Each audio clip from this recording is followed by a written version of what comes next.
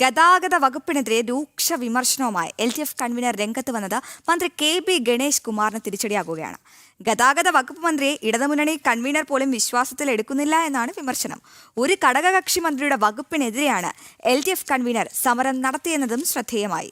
Ganesh കുമാറിനെതിരെ CITU നിലപാട് കടുപ്പിക്കുമ്പോഴാണ് TP രാമകൃഷ്ണനും കൂട്ടുചേരുന്നത്. വിവരങ്ങളുമായി പ്രശാന്ത് ശങ്കരമംഗലത്ത് ചേരുന്നുണ്ട്. പ്രശാന്ത്, ഈ KB ഗണേഷ് കുമാറിനെ ഒരു വശത്ത് CITUവും മറുവശത്ത് LDF കൺവീനർ TP രാമകൃഷ്ണനും ചേർന്ന് വലിഞ്ഞു മുറുക്കുകയാണ്. ഈ ഗതാഗത മന്ത്രി എങ്ങനെയായിരിക്കും ഇതിനെ പ്രതിരോധിക്കുക?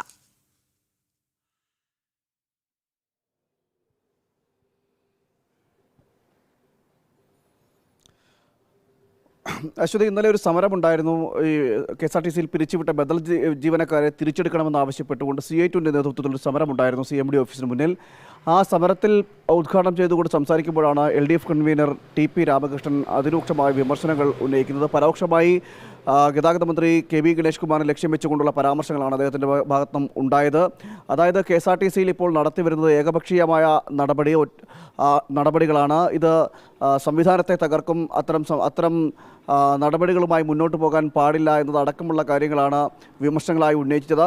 മാത്രമല്ല, ഈ പുത്തൻ പരിഷ്കാരങ്ങളുടെ പേരിൽ ഇത്തരം സംവിധാനങ്ങൾ അടിച്ചേൽപ്പിക്കുമ്പോൾ അത് വലിയ രീതിയിൽ തൊഴിലാളികൾക്ക് പ്രതിസന്ധി ഉണ്ടാക്കുന്നു. മാത്രമല്ല, ഇത്തരം ചില സാങ്കേതിക കാരണങ്ങൾ പറഞ്ഞുകൊണ്ടോ അല്ലെങ്കിൽ മറ്റെന്തെങ്കിലും കാരണങ്ങൾ കൊണ്ടോ ജീവനക്കാരെ പിരിച്ചുവിടുന്നത്, ആ പിരിച്ചുവിടുന്ന നടപടി ശരിയല്ല എന്നതടക്കമുള്ള കാര്യങ്ങളാണ് പറയുന്നത്. മാത്രമല്ല, ഇത്തരത്തിൽ ജീവനക്കാരെ പിരിച്ചുവിടുന്നതോടുകൂടി കൂടുതൽ പ്രതിസന്ധിയിലേക്ക് കടക്കും.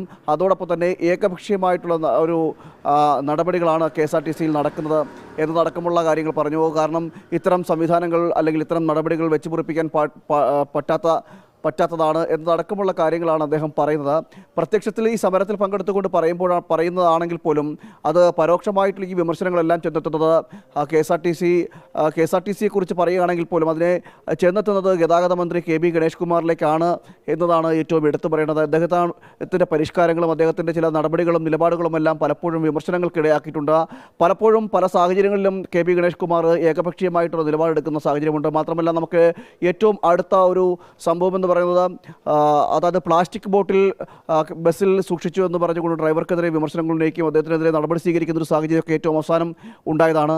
ഇങ്ങനെയൊക്കെയുള്ള ചെറിയ ചെറിയ കാര്യങ്ങൾ അത് വലുതാക്കി ജീവനക്കാർക്കെതിരെ നടപടി സ്വീകരിക്കുന്നു, അവരുടെ മനോവീര്യം തകർക്കുന്ന നിലയിലേക്ക് എത്തുന്നു എന്നതടക്കമാണ് TP രാമകൃഷ്ണൻ വിമർശനങ്ങളായി ഉന്നയിക്കുന്നത്.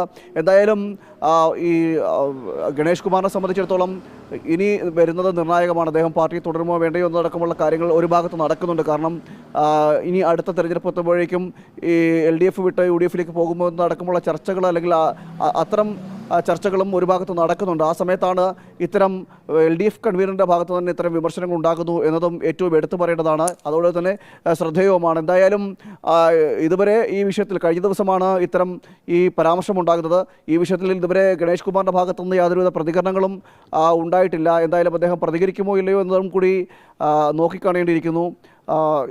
അതായത് CITUവിന് പോലും തന്നെ CITU, അതായത് ഭരണസംഘടനയിൽപ്പെട്ട തൊഴിലാളി സംഘടനയാണ്, ഭരണപക്ഷ തൊഴിലാളി സംഘടനയാണ് CITUവിന് പോലും.